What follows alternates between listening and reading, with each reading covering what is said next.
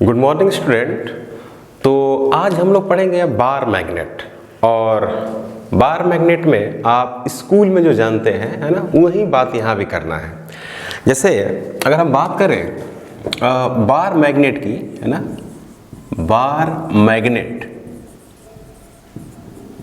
अगर बार मैग्नेट की बात करते हैं तो स्कूल में आप पढ़े हैं इसको, है ना, बार मैग्नेट को बहुत अच्छे से पढ़े होंगे।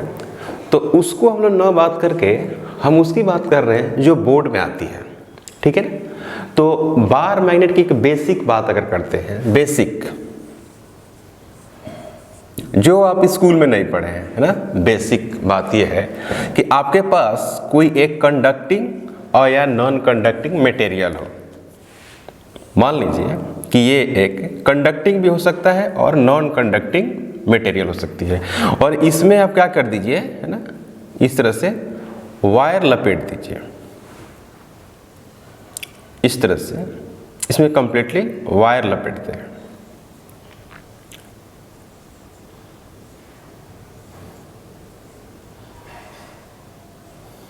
ठीक है, ऐसे वायर लपेट दिया मैंने।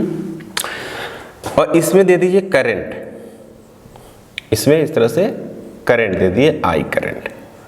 तो हम ये मानते हैं कि इस तरह से करंट इसमें क्या कर रहा है, सर्कुलेट कर रहा है। तो होगा क्या कि इसमें बहुत सारे करंट लूप बन रही है ना, 1 2 3 ऐसे बहुत सारे करंट लूप बन रही है। तो अगर हम एक करंट लूप की बात करें, सपोज दैट एक करंट लूप की बात करते हैं, एक जैसे मान लीजिए कि यहाँ पर एक छोटा सा इस तरह से करंट लूप की बात कर रहे हैं, ऐसे छोटी सी करंट लूप की, और इसमें करंट को हम ऐसे दिखा रहे हैं लाइक दिस। तो ये वाली पार्ट्स जो है इस मटेरियल के बाहर है, जो आपको दिखाई दे रही है। ये वाली जो पार्ट्स दिखाई दे रही है एरो, ये वाली है ना, ये वाली आपको दिखाई नहीं दे रही क्योंकि ये अंदर है ना, इस बॉडी के, है ना, बॉडी मतलब मान लो यही है, इसी में हमने तार को ऐसे से लपेटा है, ऐसे है ना, ऐसे लपेट दिया। तो आपको क्या दिख रहा है कि ये जो लपेटा हुआ पार्ट जो तार है उसमें करंट ऐसे जा रही है, दिख रहा है। इधर जो करंट घूम के तार आया हुआ है, जो तार इधर से आया हुआ है, वो नहीं दिख रही है।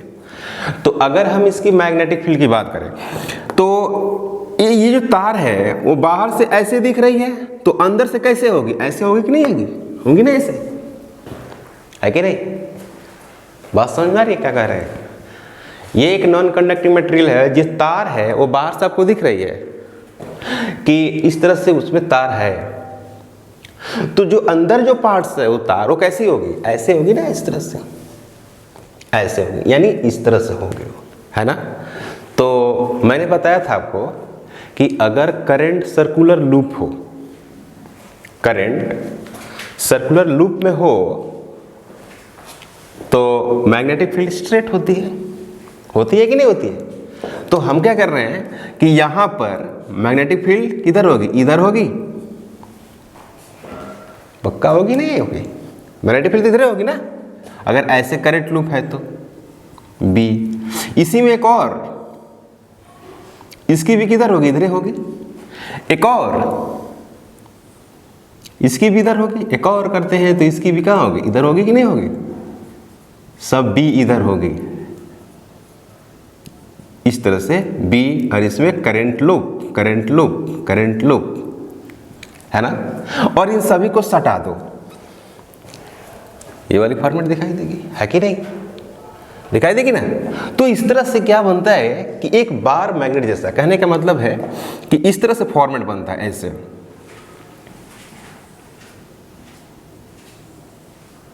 है ना।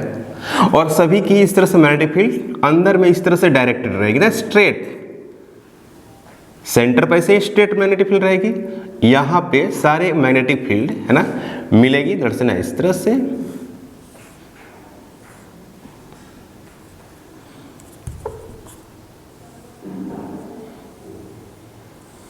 इस तरह से मैग्नेटिक फील्ड होगी, है ना। तो इसको हम लोग, है ना, पोल स्ट्रेंथ कहते हैं, पोल स्ट्रेंथ यहां पर है। और ये पोल स्ट्रेंथ क्या है, प्लस एम, लाइक चार्ज की तरह, लाइक चार्ज की तरह। इससे बेसिक बात नहीं जाएंगे ना, इससे बेसिक बात स्कूल वाली हो जाती है। और यहाँ पे हो जाएगा -m पोल स्ट्रेंथ है। पोल स्ट्रेंथ एक ऐसा पॉइंट है जहाँ पर सारे मैग्नेटिक फील्ड है ना डाइवर्ज होती है या कन्वर्ज होती है। तो यहाँ पर एक ना कन्वर्ज हो रही है, यहाँ से डाइवर्ज हो रही है। तो लाइक चार्ज की तरह हम लोग बात करते हैं और इस पूरे सिस्टम को हम लोग बोलते हैं बार मैग्नेट, इसको बोलते हैं, ठीक है ना। तो यहाँ पे अगर बात करें, यहाँ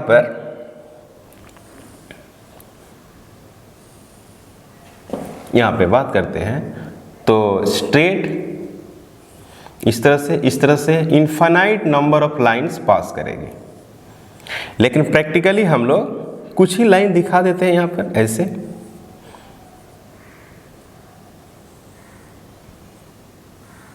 इस तरह से दिखा है ना। और इसमें स्ट्रेट होगी, इसमें स्ट्रेट कैसे होगी भाई, इसमें स्ट्रेट कैसे होगी, क्योंकि ये रिंग इसके बस सटा हुआ है ना, ये रिंग इससे सटा हुआ है तो कुछ पॉइंट तक स्ट्रेट जाएगा डेल्टा एक्स दूरी, फिर ये रिंग इस यहाँ सटा हुआ था डेल्टा एक्स अंदर में क्या होगा सीधे स्ट्रेट, और फाइनली वो लूप बना लेंगे। ऐसे घूम के आती है तो आप पढ़ेंगे properties of electric field lines, sorry magnetic field lines, तो वहाँ पर ये सब बातें आएगी। तो इसको हम लोग बोलते हैं +m, इसको बोलते हैं -m, लाइक चार्ज की तरह। ये पूरे जो बॉडी होती है ना, पूरे जो बॉडी होती है उसको कैपिटल L और इसको बोलते हैं ज्योमेट्रिकल लेंथ, ज्योमेट्रिकल लेंथ इसका नाम देते हैं। और पोल स्ट्रेंथ थोड़ा सा अंदर में यहाँ होती है, यहाँ पर होती है, ये पोल स्ट्रेंथ हो गया है ना। तो इसको बोलते हैं स्मॉल l और इसका नाम है मैग्नेटिक लेंथ, इसका नाम है magnetic length.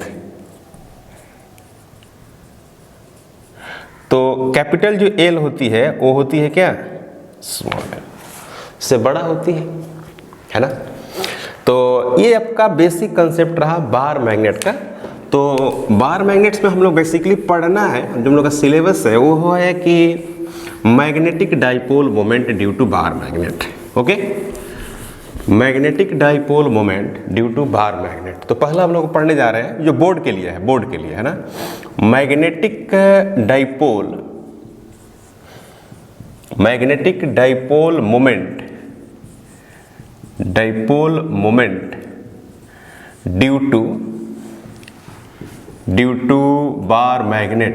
Due to bar magnet, ठीक है, सिंपल।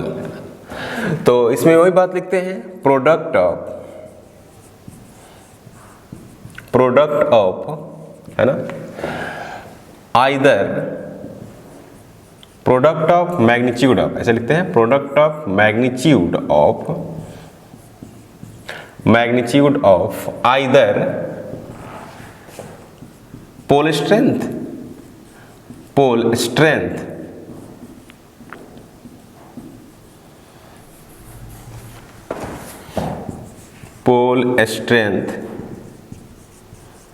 and magnetic length तो इसको लिख देते हैं क्या, capital M, magnetic dipole moment का नंबर है ना, कैपिटल M और क्या लिखेंगे +-m mod into 2L, capital M is equal to M into 2L, और 2L को हम लोग लिख रहे हैं क्या, मैग्नेटिक लेंथ, इसका नाम दे रहे हैं मैग्नेटिक लेंथ। दूसरा है इसमें ये वेक्टर क्वांटिटी है, वेक्टर क्वांटिटी, उसमें डायरेक्शन जो होता था इलेक्ट्रिक डाइपोल में वो -q से +q, यहाँ पर होता था है -m से +m। डायरेक्शन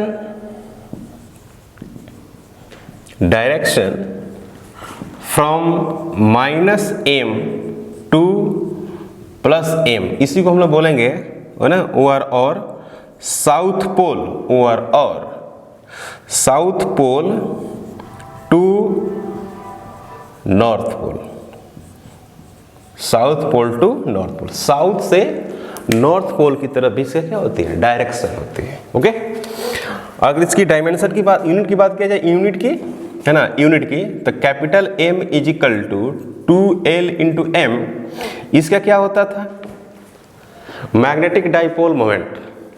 इलेक्ट्रिक करंट में हमने पढ़ा था, मैग्नेटिक है, current carrying due to wire, current carrying due to wire में हम लोगों ने पढ़ा था मैग्नेटिक डाइपोल मोमेंट का यूनिट, वहां पर लिखते थे क्या, एम्पियर, वहां पर लिखते था एम्पियर मीटर स्क्वायर, है ना, ampere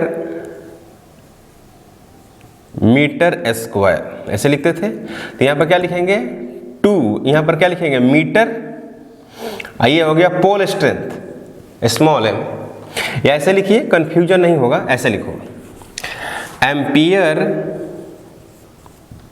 metre square, ampere metre square into metre into m, ये कैंसिल आउट हो जाएगा।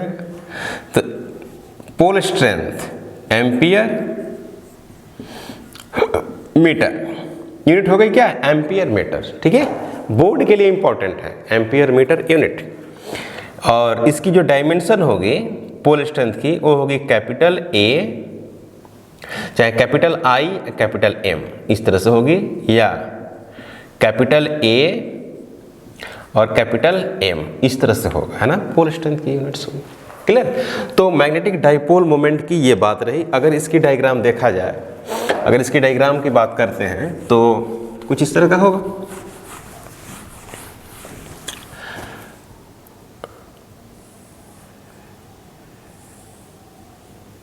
ये हो गया पोल स्ट्रेंथ, ये हो गया प्लस m, ये हो गया माइनस m, और दोनों के बीच की दूरी 2L रखे हैं, जबकि 2L वेरी स्मॉल होता है, वेरी स्मॉल, है ना। और इसकी डाइपोल की डायरेक्शन इधर होगी, ऐसे होगी, plus m minus m two plus m। तो बेसिकली हम लोग को जो पढ़ना है वो है, इसमें पढ़ना टॉर्क ड्यू टू, है ना, torque due to magnetic dipole moment, torque due to magnetic dipole moment. मतलब कि एक बार मैग्नेट को हम लोग एक्सटर्नल मैग्नेटिक फील्ड में रखेंगे तो उसके द्वारा टॉर्क कैलकुलेट करना है। तो लिखेंगे क्या, torque due to, torque due to bar magnet, bar magnet when it placed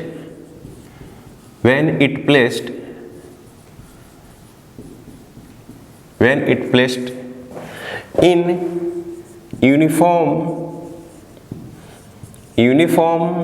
external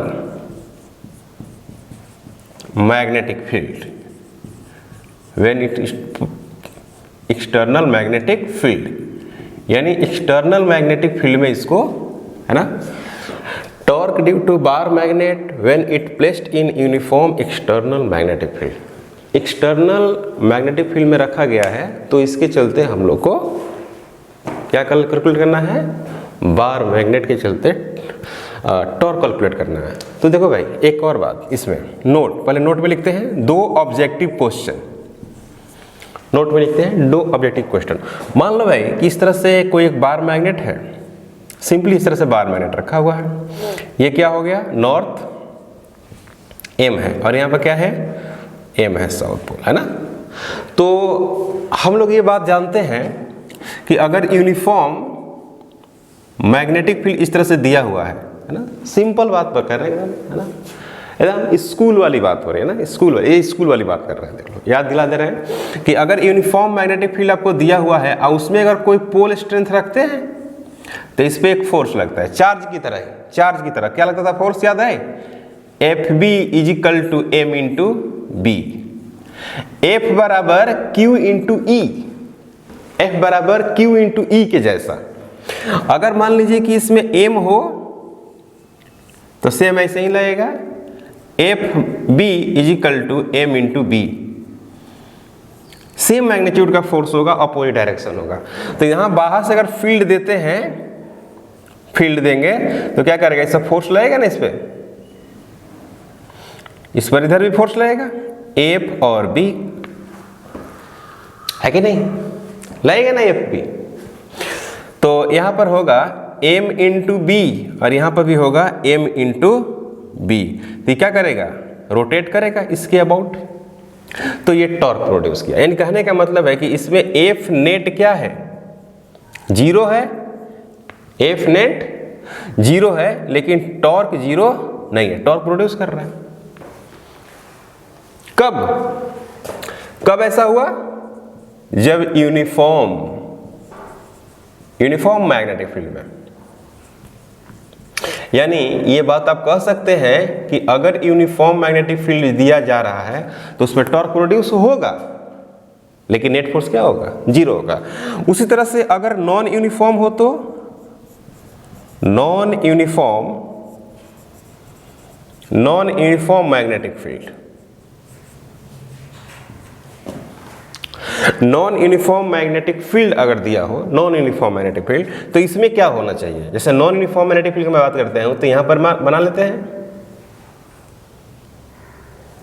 इस तरह से, तो इधर फोर्स लगेगी और इधर भी फोर्स लगेगी। कब, जो नॉन यूनिफॉर्म दिया हो। तो नॉन यूनिफॉर्म का मतलब जैसे मान लें कि इस तरह से दिया हो फील्ड, ठीक है ना, इस तरह से दिया हो फील्ड, इस तरह से है,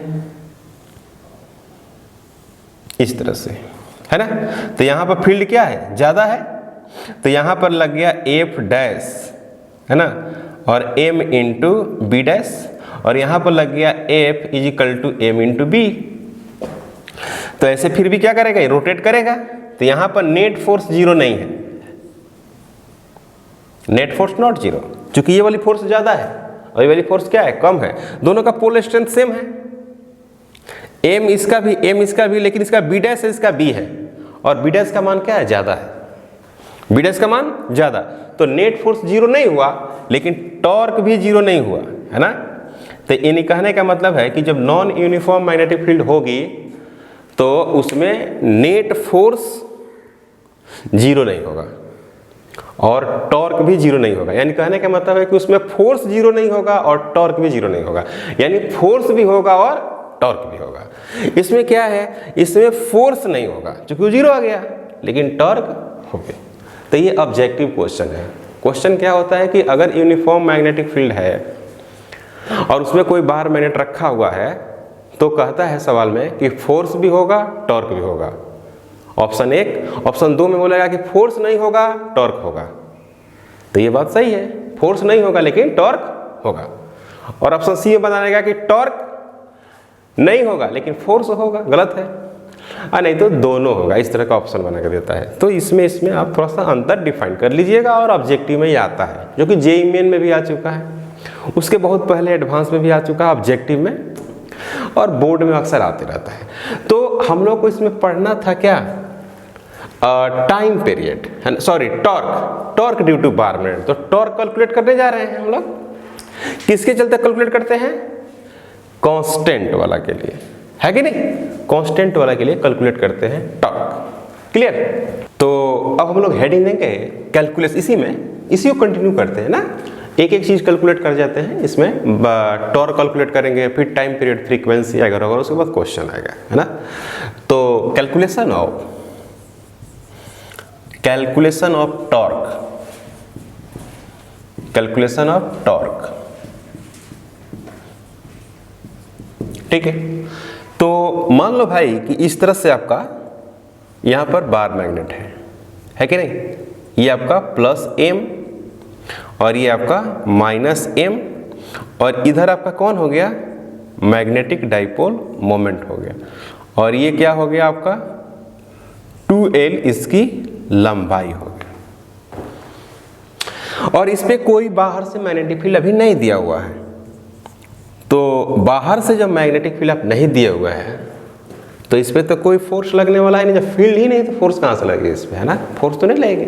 तो अब क्या कर रहे हैं, इसको फील्ड दे रहे हैं, इधर बी दे दिया ना, यूनिफॉर्म फील्ड है। किसके लिए ड्राइव कर रहे हैं? यूनिफॉर्म मैग्नेटिक फील्ड के लिए दे रहे हैं। तो ये क्या करेगा? घूमेगा। इसके अबाउट यहां पर क्या कर गया? फिक्स कर गया। जैसे ये है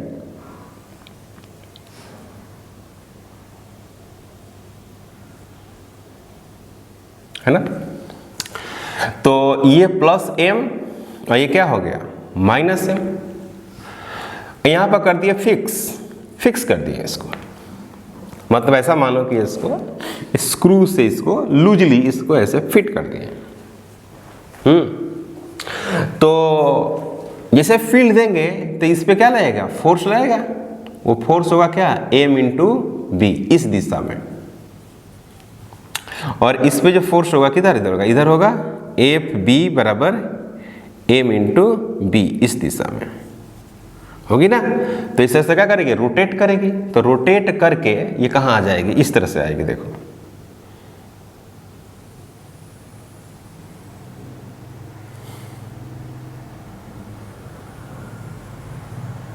इस तरह से आ जाएगी और ये ऐसे हो जाएगी, है कि नहीं? वही बात है ना, सेम टू सेम। तो हम लोग क्या करते हैं? इसको ऐसे मिला देते हैं। तो ऐसे ऐसे ऐसे कर देते हैं भाई, कुछ ज्योमेट्री बना देते हैं, ज्योमेट्री इसकी।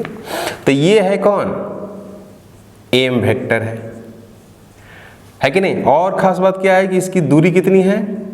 12।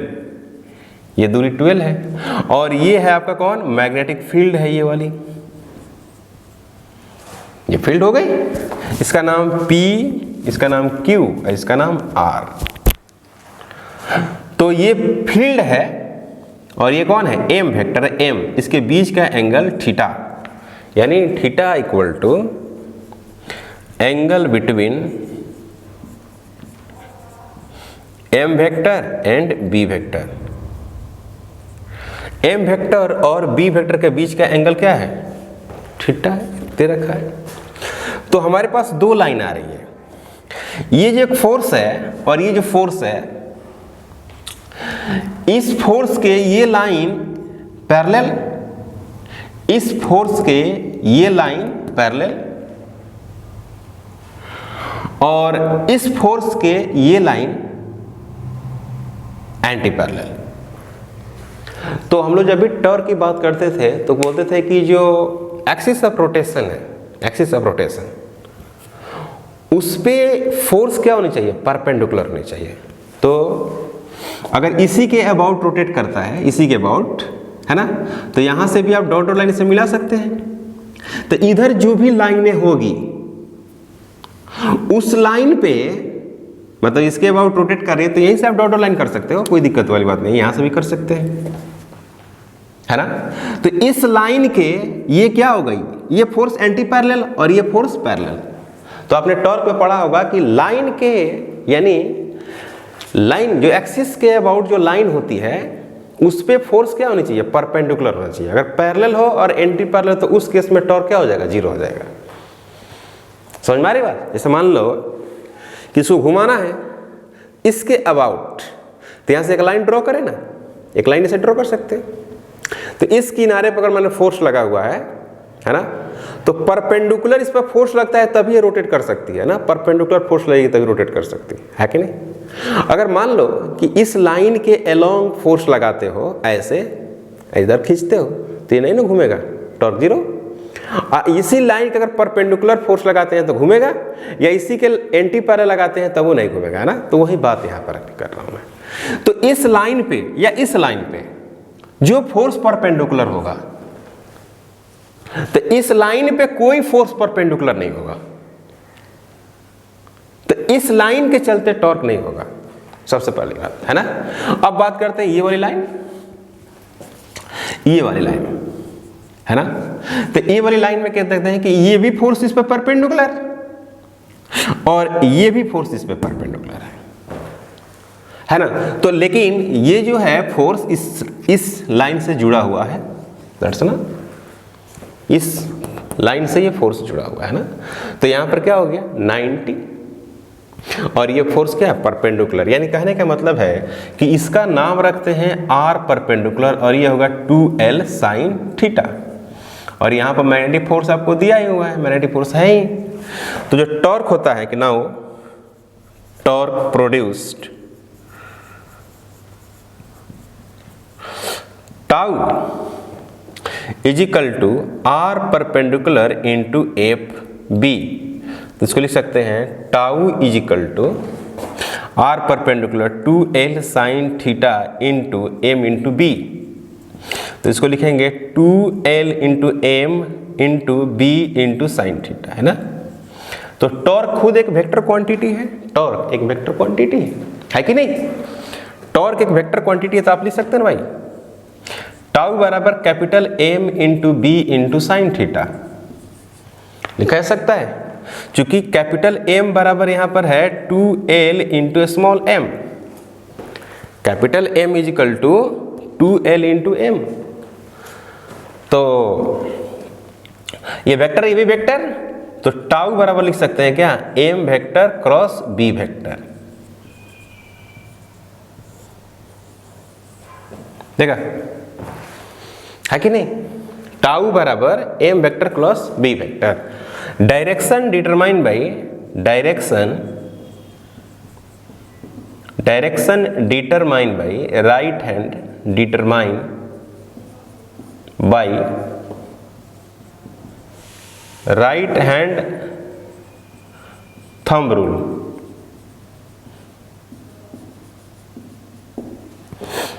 है ना।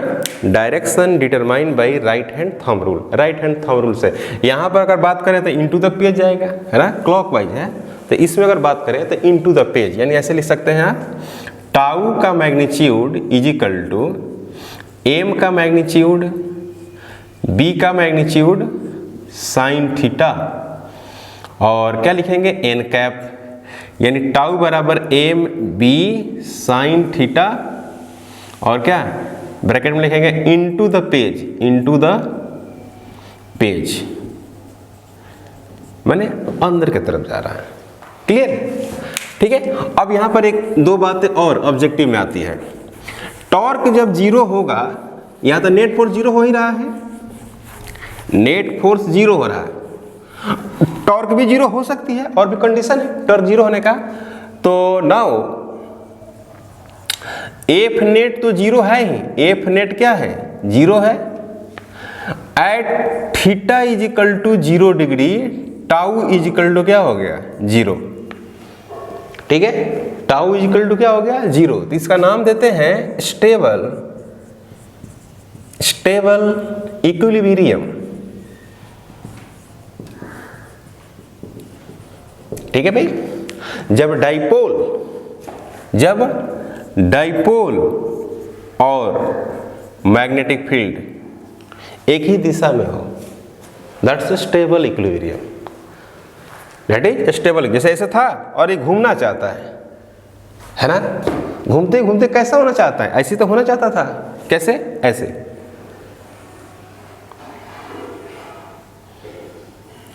ये और ये,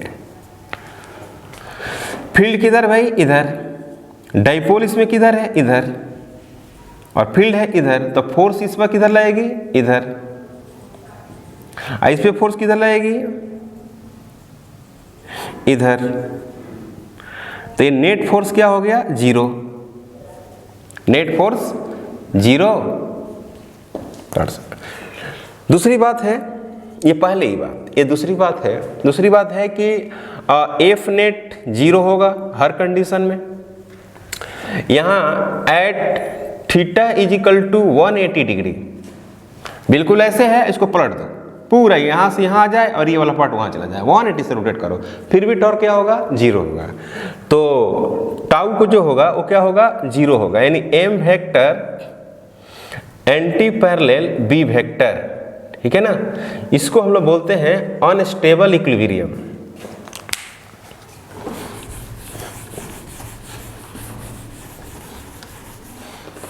इसको हम लोग बोलते हैं अनस्टेबल इक्विलिब्रियम, इसका नाम है अनस्टेबल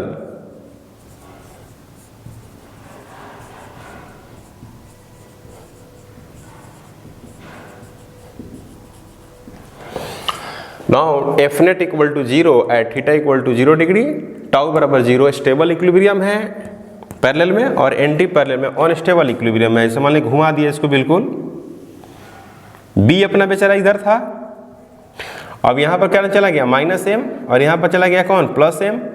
डाइपोल बिल्कुल इधर है और फील्ड किधर है, इधर है, तो इसमें जो फोर्स लगेगी बिल्कुल इधर और ये वाली फोर्स इधर लगेगी।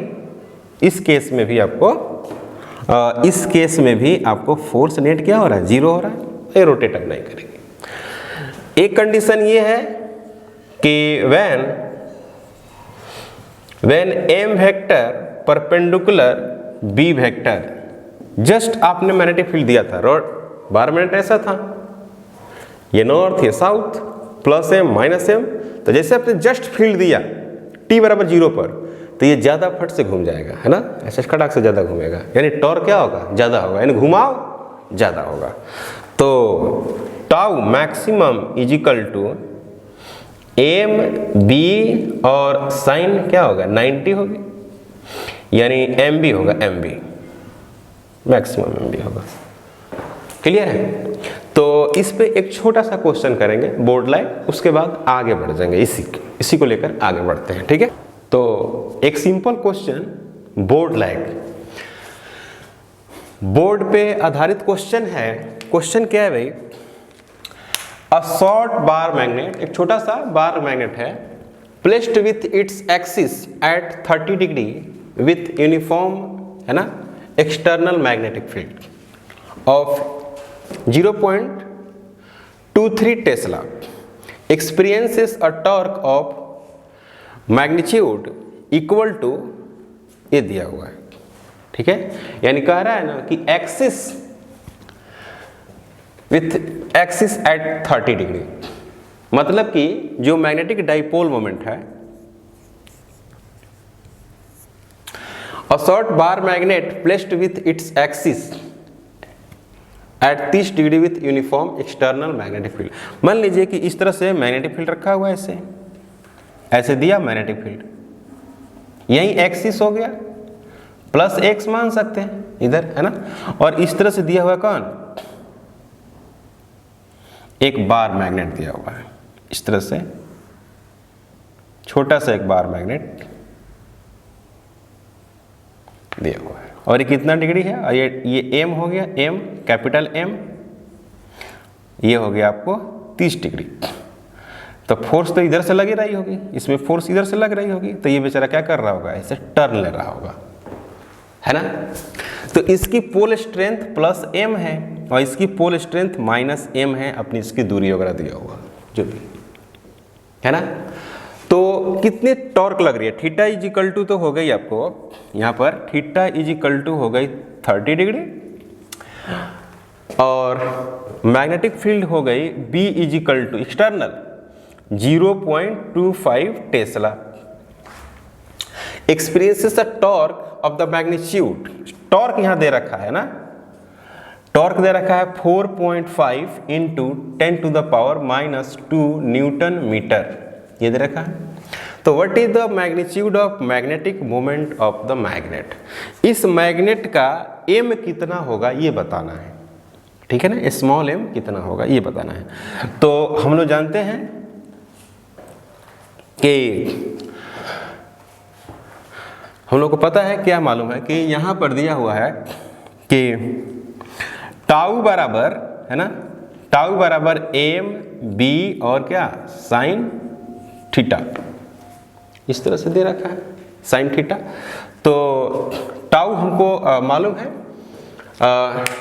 टाउ आपको दिया हुआ 4.5, टाउ दिया हुआ है 4.5 into 10 to the power minus 2 is equal to capital M into B, B दिया हुआ है 0.25 इंटू और साइन थीटा, मतलब कि साइन कितना 30 डिग्री, ये दे रखा है, ठीक है।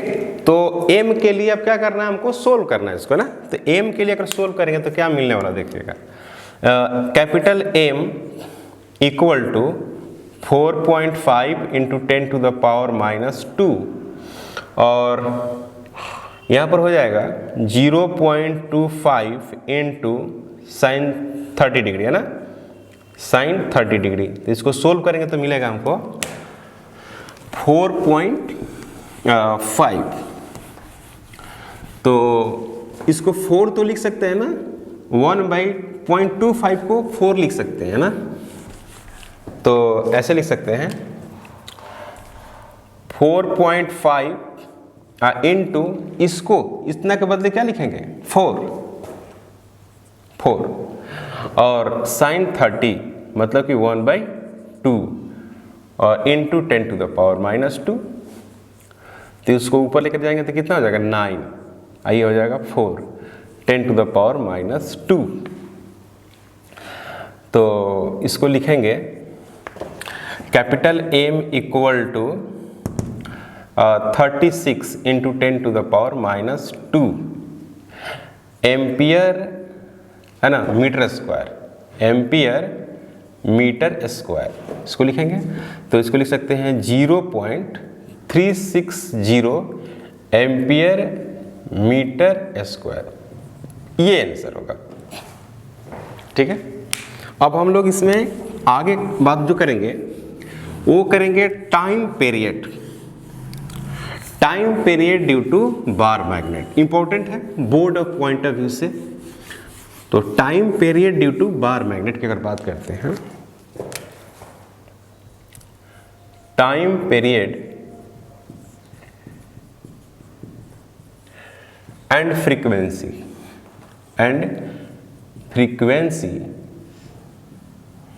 Due to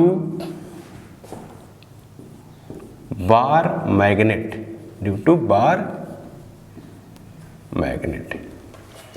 time period and frequency due to bar magnet. तो इसको लिखते हैं ऐसे, मान लेते हैं कि इस तरह से है ना त्रिकोण, ऐसे है बिल्कुल,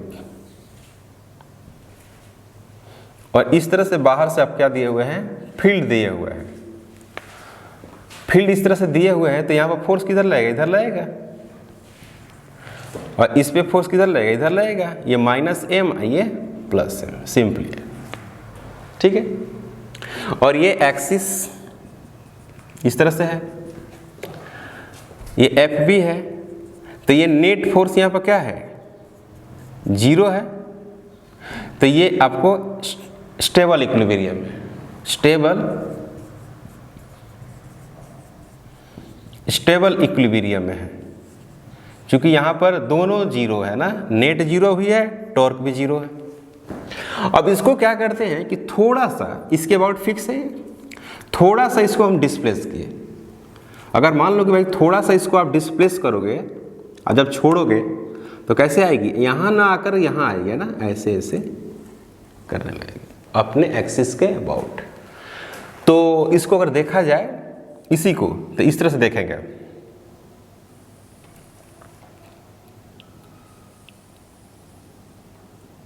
ये हो गया इस तरह से,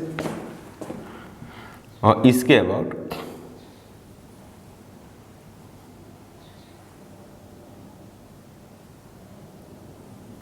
ये ऐसे हो जाएगा। कुछ देर के बाद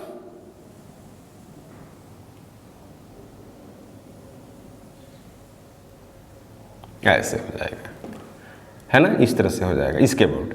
तो ये हो जाएगा थीटा, फर्दर ये भी हो जाएगा कितना, थीटा, ऐसे हो जाएगा। ये हो जाएगा थीटा, ये भी क्या हो जाएगा, थीटा। यहाँ पे फोर्स इधर के तरफ, यहाँ पर फोर्स इधर के तरफ, यहाँ पे फोर्स इधर है, यहाँ पर फोर्स इधर है, यहाँ पर फोर्स इधर है, यहाँ पर फोर्स इधर है। जब इस जगह पे है, इस जगह पर, तो इसका नेट फोर्स 0 है, लेकिन टॉर्क 0 नहीं है, तो ये घूमेगा। जब इसका टॉर्क 0 नहीं है तो क्या करेगा, घूमेगा। कैसे घूमेगा, इस तरह से घूमेगा, फर्दर फिर यहाँ आ जाएगा, फिर यहाँ से यहाँ चल जाएगा, फर्दर यहाँ चल जाएगा, ऐसे ऐसे करेगा, है ना, ऐसे बिल्कुल। तो इसे फोर्स इधर सीधे, इस पे फोर्स इधर इधर, और इसको थोड़ा सा क्या कर दिया, डिस्प्लेस कर दिया इससे, है ना। तो इस पर टॉर्क लगेगी, फोर्स ऐसे लगी है, फोर्स ऐसे लगी है तो 0, लेकिन इस पर टॉर्क लगेगा ऐसे। इसी की आपकी टाइम पीरियड कैलकुलेट करें, टाइम पीरियड और फ्रीक्वेंसी, है ना, टाइम पीरियड और फ्रीक्वेंसी कैलकुलेट करनी है। तो हम क्या कर रहे हैं यहाँ पर ये आपको पता ही है कि ये लंबाई L होती है, तो हम लिखेंगे ये हो गया आपका एंगुलर एसएचएम। इसको क्या बोलते हैं? Angular SHM, simple harmonic. तो कंडीशन होता है एंगुलर एसएचएम का, कंडीशन ये होता है कि इसमें जो एंगुलर एक्सेलरेशन होता है alpha omega square minus theta होता है, इसको बोलते हैं एंगुलर एक्सेलरेशन। ठीक है ना, एंगुलर एक्सेलरेशन। तो टाउ इज इक्वल टू, यहां पर लिखेंगे क्या, we know that tau equal to, we know that tau is equal to लिखते हैं क्या, एम बी साइन थीटा। क्या लिखते हैं भाई, tau is equal to M B sine theta. Now this torque is restoring का मतलब थीटा से इसको जब घुमाया गया है तो उस जगह पर टॉर्क कितना है, ये वाला है, और ये टॉर्क रीस्टोरिंग है। रीस्टोरिंग करने का मतलब हुआ कि यहां पर टॉर्क इसका है कितना, उस थीटा एंगल पर टॉर्क इसका ये है। अब इसको जैसे छोड़ेंगे ना, इसको रिलीज किया जाएगा तो ये फट से ना इस स्टेट में आने की चाहेंगे। लेकिन यहां पर अल्फा क्या है, 0 है, क्योंकि यहां पर ओमेगा मैक्सिमम और कांस्टेंट होगा। क्योंकि यहां पर सबसे ज्यादा स्पीड होगा इसका, ऐसे से घूमेगा ना एंगुलर वेलोसिटी से, तो इसका स्पीड, इस रॉड का स्पीड यहां पे सबसे ज्यादा होगा, है ना, जहां पर टॉर्क भी क्या है, 0 है। तो टॉर्क 0 का मतलब क्या हो रहा होगा कि उसमें टॉर्क 0 का मतलब क्या हुआ यहां पर कि अल्फा क्या है, अल्फा यहां पर 0 है, ये ओमेगा क्या होगा, कांस्टेंट और मैक्सिमम। ये सारी बातें कहाँ का कर रहा हूं मैं, एसएचएम का कर रहा हूं, एसएचएम सिंपल हार्मोनिक मोशन। उसमें आपको एक लीनियर एसएचएम पढ़ना था और एक एंगुलर, तो बात कर रहे हैं एंगुलर का, है ना। तो रीस्टोरिंग टॉर्क जो होती है ना वो निगेटिव होती है ना। जैसे स्प्रिंग फोर्स निगेटिव होती है, स्प्रिंग फोर्स क्या होती है, रीस्टोरिंग होती है। अगर एक स्प्रिंग होगा उसमें एम मास का ब्लॉक आप हैंग कर दीजिए और उसको इक्विलिब्रियम पर लाकर छोड़ दीजिए, फिर उसको क्या करते, डिस्प्लेस करे थोड़ा सा, तो अप डाउन करेगा। यानी कहने का मतलब है कि अप डाउन करने का मतलब होता है कि वो अपने इक्विलिब्रियम पोजीशन या मीन पोजीशन पर आना चाहता है, इसका मतलब यही होता है ना। तो निगेटिव, तो ये रीस्टोरिंग टॉर्क है, तो रीस्टोरिंग टॉर्क है तो हम लोग को इस्तेमाल करना पड़ेगा, क्या लिखना पड़ेगा, टाउ बराबर एम बी और साइन थीटा। ये अब कंडीशन हो गया किसका, एसएचएम का। तो नाउ फॉर वेरी स्मॉल, है ना, वेरी स्मॉल एंगल थीटा, तो sine theta nearly equal to theta का होता है। तो यहाँ पर लिखेंगे tau is equal to minus M into B into क्या हो गया, थीटा हो। इसको मान लेते हैं क्या, फर्स्ट, ठीक है। और रोटेशनल में एक आप और बात पढ़े हैं, रोटेशनल में आप पढ़े होंगे टाउ बराबर आई अल्फा, ऐसे पढ़े होंगे, tau is equal to I alpha. किस तरह का है ये, एफ बराबर एम इंटू ए जैसा है, एम मास की तरह है, एक्सेलरेशन लीनियर, यहाँ पर एंगुलर, और ये आपको टॉर्क, और यहाँ पर ये फोर्स से हम किसी वस्तु को ढकेल देते हैं और टॉर्क से हम किसी वस्तु को घुमाते हैं। तो यहाँ पर हम लिखते हैं टाउ बराबर आई इंटू अल्फा, इस तरह से। तो इसको लिखते हैं क्या, सेकेंड, तो from first and second, first और सेकेंड से बात करते हैं। तो फर्स्ट और सेकेंड से बात करेंगे यहाँ पर, तो पुट करते हैं दोनों को, I alpha minus M B और sine theta, I alpha minus M B, sorry sine theta नहीं, थीटा, आई अल्फा बराबर minus M B into theta. तो यहाँ पर लिखेंगे क्या, I minus omega square theta is equal to minus M into B into theta. तो ये theta से थीटा कैंसिल करेंगे और इससे कैंसिल करेंगे, I omega square M into B,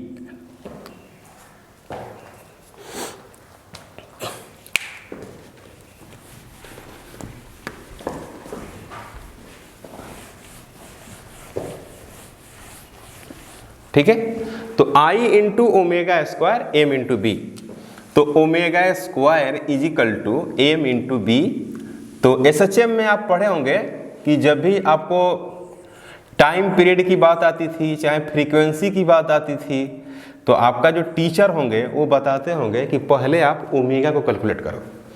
omega आ गया तो आपको टाइम पीरियड आ गया। कैसे? T is equal to 2 pi by omega, देख रहे हैं ना ऐसे।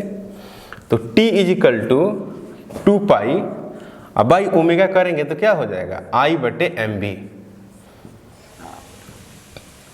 आई बटे क्या हो जाएगा, एम बी हुआ कि नहीं होगा। टी बराबर 2 पाई रूट अंडर आई बटे एम बी। इसी को हम लोग को फ्रीक्वेंसी की बात कर सकते हैं ना। फ्रीक्वेंसी की अगर बात करेंगे, न्यू 1 बाई टी लिखते हैं, है ना। तो nu is equal to 1 by 2 pi root under M B बटे आई, पलट देंगे जाएगा। आई करंट नहीं है, आई क्या है, मोमेंट ऑफ इनर्शिया है, मोमेंट ऑफ इनर्शिया। जैसे किसी रॉड की बात करें, जैसे रॉड की बात करते हैं, उसका मास m है और सेंटर से है, तो इसकी आई जो होगी वो होगी क्या, ml square by 12, ml square by 12 होगी रॉड की। कहाँ से, फ्रॉम सेंटर से, यानी कह सकते हैं इसको cm बोल सकते हैं, सेंटर ऑफ मास, ठीक है ना। तो बोर्ड में ये बड़ा इंपॉर्टेंट है, बोर्ड में पूछता है ना। इस पे एक हम लोग सिंपल क्वेश्चन की बात करते हैं, सिंपल क्वेश्चन, ठीक है ना। टाइम पीरियड निकालने का एक और फ्रीक्वेंसी कैलकुलेट करने का लिए क्वेश्चन करते हैं, ठीक। तो एक सिंपल क्वेश्चन है आपके पास, है ना, टाइम पीरियड से रिलेटेड। क्वेश्चन क्या है कि इस तरह से मैग्नेटिक फील्ड दे रखा है, ऐसे ऐसे मैग्नेटिक फील्ड दे रखा है, और उसमें एक मैग्नेटिक नीडल रखा है। मैग्नेटिक नीडल क्या होती है, एक बहुत कम मास का, है ना, नीडल्स लूप होती है ना। सेंटर फिक्स रहती है और इस साइड में उसका नॉर्थ, इस साइड में एक तरफ साउथ होती है। और किसी मैग्नेटिक फील्ड में अगर उसको रखा जाए तो वो रोटेट करती है, अगर कुछ एंगल से हो तब। उसके मैग्नेटिक डाइपोल और मैग्नेटिक फील्ड कुछ एंगल से हो तब, है ना, इसे रोटेट करती है। तो इसमें यही देखो मैग्नेटिक नीडल रखी हुई, ये वाली नॉर्थ पोल और ये वाला साउथ पोल, है ना। क्वेश्चन में ही दिया हुआ है, कह रहे कि from figure the magnetic needle has magnetic moment, दे रखा है। अगर सोल्यूशन की बात करें तो यहाँ पर दे रखा है क्या, कैपिटल एम, मतलब मैग्नेटिक मोमेंट है, या magnetic dipole moment, magnetic moment ये दे रखा है आपको। Capital M is equal to 6.7 into 10 to the power -2 ampere metre square,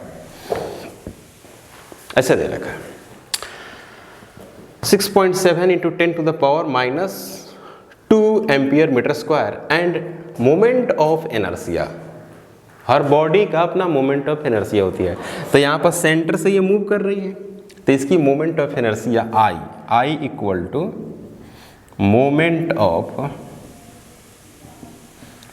of inertia दे रखा है, मोमेंट ऑफ इनर्शिया दे रखा है। क्लियर है बात? दे रखा। तो यहाँ पर मोमेंट ऑफ इनर्शिया देखा 7.6 into 10 to the power minus I equal to 7.5 into 10 to the power -6 kg metre square, इस तरह से दिया होगा metre square. It performs 10 complete oscillation in 6.7 second, है ना। तो आप एसएचएम में पढ़े होंगे ऑसिलेशन से रिलेटेड बातें। जब आप टाइम पीरियड की बात करते हैं, टाइम पीरियड निकालने की, तो क्या करते हैं, इसमें जितने भी ऑसिलेशन है उसे क्या करते हैं, डिवाइड करते हैं, है कि नहीं। जितने नंबर ऑफ ऑसिलेशन उसे क्या करते हैं, भाग देते हैं। जैसे मान लीजिए कि 6.7 और 10 ऑसिलेशन, तो इसकी टाइम पीरियड निकल गए 10, यानी जितने नंबर ऑफ ओसिलेशन होती है ना, जितने नंबर ऑफ है ना, परफॉर्म 10 कंप्लीट, जितने ओसिलेशन होती है उतना से क्या करते हैं आप भाग देते हैं। जैसे एक ओसिलेशन में कितना, इतना सेकेंड, तो इतना में आपको 10 से भाग देना पड़ेगा। तो यानी हो गया 0.67 सेकेंड, ये टाइम पीरियड आ गए, है कि नहीं? ये आपका टाइम पीरियड कैलकुलेट हो गया ना। तो t इज इक्वल टू, हम लोग जानते हैं t बराबर जो होता है वो 2 पाई रूट अंडर I बटे m इंटू बी, ये वैल्यू होती है। t बराबर 2 पाई रूट अंडर I बटे एम बी, ऐसे लिख सकते हैं। तो फाइनली जब कैलकुलेट करेंगे कुछ ऐसे करेंगे कैलकुलेट, तो यहाँ पर लिखेंगे क्या, t का स्क्वायर और 4 पाई का स्क्वायर इंटू I डिवाइडेड बटे क्या, m इंटू बी। हमको क्या कैलकुलेट करना है, b कैलकुलेट करना है। तो b is equal to 4 pi I divided बटे क्या, m इंटू टी का स्क्वायर। तो b इज इक्वल टू 4 और 3.14 इंटू I का वैल्यू है 7.5 into 10 to the power -6 divided बटे टी स्क्वायर, मतलब 0.67। और m का वैल्यू है, m का वैल्यू है 6.7 इंटू 10 टू द पावर -2। और t का स्क्वायर मतलब 0.67, इसका क्या हो गया, स्क्वायर हो जाएगा, ठीक है ना। 0.67 इसका स्क्वायर हो जाएगा। तो आप इसको ऐसे लिख सकते हैं 4, इसको सोल्व करेंगे तो क्या मिलेगा आपको, इसको सोल्व करेंगे तो मिलेगा आपको, इसको ऐसे लिख सकते हैं 4 इंटू 3.14 इंटू 75, या ऐसे करिए, इसको लिखते हैं 16 और इसको 4 इंटू 5 और ये हो गया 12, इतना हो गया। और ये हो गया 7.5, है ना।